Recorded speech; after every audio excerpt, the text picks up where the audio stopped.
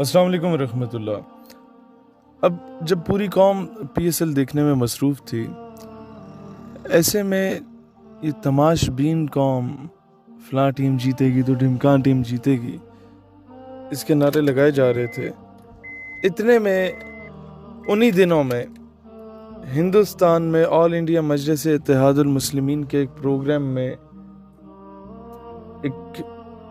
بہت ہی دلیر عورت اٹھتی ہے اور وہ نعرہ لگاتی ہے اور کہتی ہے کہ جناب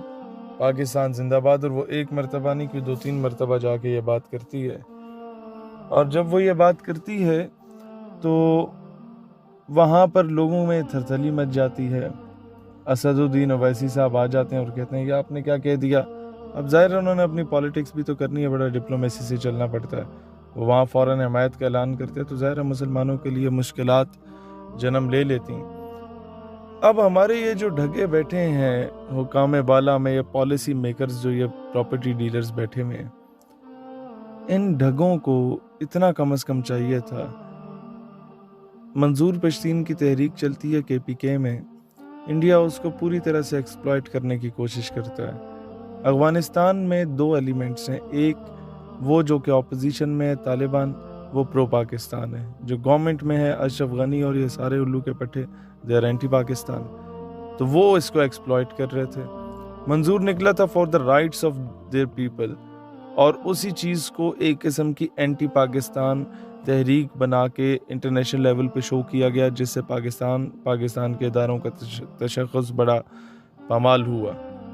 اب ہوا کیا کہ بلوچستان میں بھی اسی طریقے سے سوئی اور ڈیرہ بکٹی کے لوگوں کے رائٹس کی بات کی تھی نواب اکبر بگٹی نے، اور ہمارے یہ جو ڈھگے ہیں جہاں پہ انہوں نے ڈنڈا چلانا ہوتا ہے کلبھوشن یادو کے معاملے میں، یا ریمن ڈیوس کے معاملے میں، یا کرنل جوزف کے معاملے میں، یا ابھینندن کے معاملے میں، وہاں یہ الو کے پٹھے مذاکرات کرا آتے ہیں، اور جہاں پر مذاکرات کرنے ہوتے ہیں وہاں یہ ڈنڈا چلا آتے ہیں۔ یہ ہماری قوم کا المیہ رہا ہے پچھلے 70 سالوں سے کہ ڈنڈا ہمیشہ اپنوں پہ چلایا گیا۔ اس کے بعد 10-12 سال بلوچستان آگ میں جلتا رہا، اسی چیز کا انڈیا نے فائدہ اٹھا کے اینٹی پاکستان تحریک وہاں چلا دی، جو کہ B L A, B R A, B S O, B L F, Balochistan Republican Army, Balochistan Liberation Army, Balochistan Liberation Front and Balochistan Student Organisation کی صورت میں سامنے آیا۔ انڈیا نے کہنے کا مقصد یہ ہے کہ پھر پیچھے چلے جائیں، ماضی میں بنگلہ دیش کی تحریک میں اردو بنگالی کنٹروورسی چلی، اس میں ہم لوگوں نے بلنڈرز مارے۔ اس کے علاوہ کئی اس طرح کے بلنڈرز تھے، ہمارے یہ تکا اور یحییٰ خان نے، ان لوگوں نے جو بلنڈرز مارے تھے رنگ رلیوں اور شراب نوشیوں اور ان حرکت میں یہ پڑے ہوئے تھے، اور وہاں بھٹو جیسے بیوقوف آدمی نے، he was a good speaker, اور جو ختم نبوت کے لیے کام کیا وہ خراج تحسین کے لائق ہے، لیکن اس معاملے میں اس نے اپنے اقتدار کی ہوس میں ایک نعرہ لگا دی، ادھر تم ادھر ہم۔ اور کہنے کا مقصد ان ساری چیزوں کو، بنگلہ دیش کو دیکھیں یا پی ٹی ایم کے معاملے کو دیکھیں یا بلوچستان لبریشن آرمی کے معاملے کو دیکھیں، انڈیا نے کوئی موقع جانے نہیں دیا جو کہ پاکستان کے خلاف انڈیا اس کو استعمال کر سکتا تھا، اور ہم لوگوں نے ہر ایسے موقع کو گوایا۔ ہم لوگ اتنے الو کے پٹھے ہو چکے ہیں کہ ہم لوگوں نے انڈیا سے خیر سگالی کے چکر میں ایک سینئر وکیل کے ہاتھوں جو ہے وہ محترمہ کے دور حکومت میں خالصتان کی تحریک کے لیے کام کرنے والے سارے لوگوں کی لسٹیں بھی پرووائڈ کر دی تھیں، اور ان لسٹوں کو پرووائڈ کرنے کے بعد کچھ ہمارے لوگ، کچھ ان کے اپنے جو بیچارے دیش بھکت ہوتے تھے خالصتان کے، وہ ساری بیچارے مارے گئے، اور پتہ ہی نہیں ہے کہ کس کو کہاں دفنایا گیا، کس کو کہاں جلا دیا گیا، کس کو کہاں دریا میں پھینک دیا گیا۔ یہ احسان فراموش لوگ جو کہ 70 سالوں سے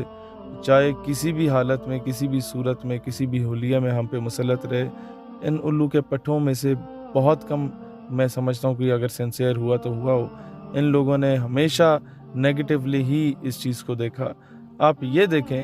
کہ اتنا بہترین موقع پاکستان کو ملا سٹیزن شپ ایکٹ کے سلسلے میں، اور ہم لوگ اس کو بہت اچھی طریقے سے یوٹیلائز کر کے یہ پوری ہندوستان میں جو تحریک چلی ہے اس کو پرو پاکستان کر سکتے تھے اگر یہاں سے ایک مؤثر آواز اٹھتی۔ اس کا سب سے بڑا فائدہ یہ ہوتا کہ حیدرآباد دکن میں آزادی کی تحریک چل چکی ہوتی، جوناگڑھ میں آزادی کی تحریک چل چکی ہوتی، اس کے علاوہ آسام میں آزادی کی تحریک چل چکی ہوتی، اور یہ ساری تحریکیں چلی ہوئی ہیں، ان کو ایک پروان چڑھتی وہ تحریکیں۔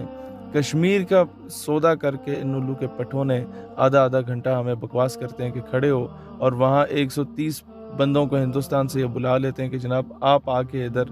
وہ کریں، ہماری PSL کی تقریب کروائیں۔ ڈرامے بازی لگائی ہوئی، ہم بھوکے مر جائیں گے، ٹماٹر نہیں خریدیں گے، پیاز نہیں خریدیں گے، انڈیا سے امپورٹ ایکسپورٹ نہیں کریں گے۔ اگلے دن ہی مشرف کی کسی رشتہ دار کی شادی ہوتی ہے اور وہاں سے سارے گویے ٹھمکے مارنے ادھر کراچی پہنچے ہوئے ہوتے ہیں۔ لہٰذا